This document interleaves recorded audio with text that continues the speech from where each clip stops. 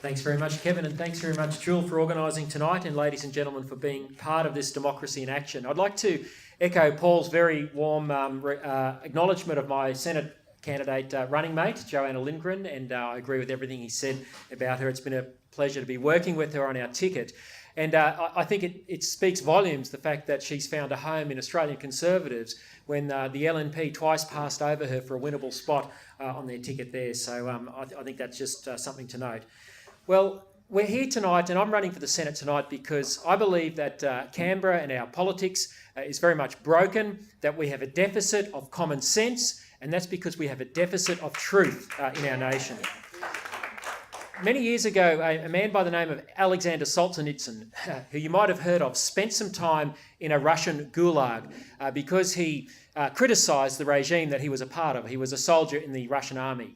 And he found his way to the West eventually after he wrote a famous book called The Gulag Archipelago. And he was asked to give a lecture in 1978, having spent several years now in the West, observing the West. And he said that whilst communism is a terrible, terrible totalitarian regime, that he could see the seeds of the West's own destruction within it. And he said the problem with the West, this is in 1978, is that its leaders don't have the will and the courage to defend the values of the West. And I believe that's why we're in this current moment of crisis in our nation that so many of us have talked about.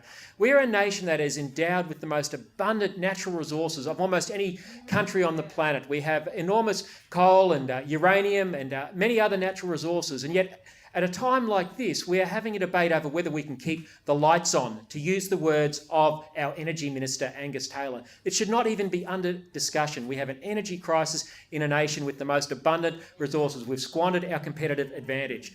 We have a problem with freedom of speech and freedom... Thank you. Don't waste my time.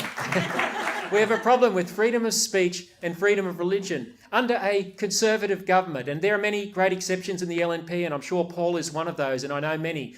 But as a group unit, they have been unable to defend freedom of speech and freedom of religion. Fraser has already referred to 18C of the Federal Racial Discrimination Act, which makes it a crime to offend and insult someone. That should never be the bar for action. Inciting violence, sure, but not offending and insulting someone in a free society.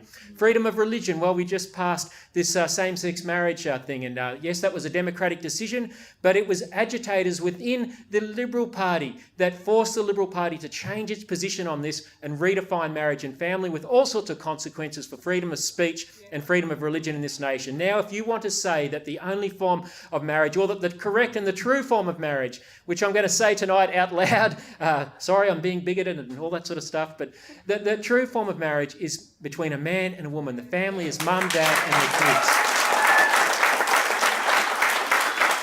But in Tasmania, a Roman Catholic archbishop was taken to a tribunal under a Conservative government down there and under a Conservative federal government for saying just that in a leaflet of Catholic teaching to Catholics. Now, this is happening under a Conservative government. We've closed 10 coal-fired power stations under a supposedly Conservative government and not replaced the baseload generating capacity. Do you know what the disease is in this country? Do you know what I think it is? I think it's something called cultural Marxism. Now, if you think that I'm being a conspiracy theorist, have a look at Robert Menzies' Forgotten Speeches, edited by David First Roberts, and all the Liberals should read it. But in it, he talks about communism and its aim to destroy the family. Well, the key goal of Marxism is destroy the family, destroy religion, destroy private property.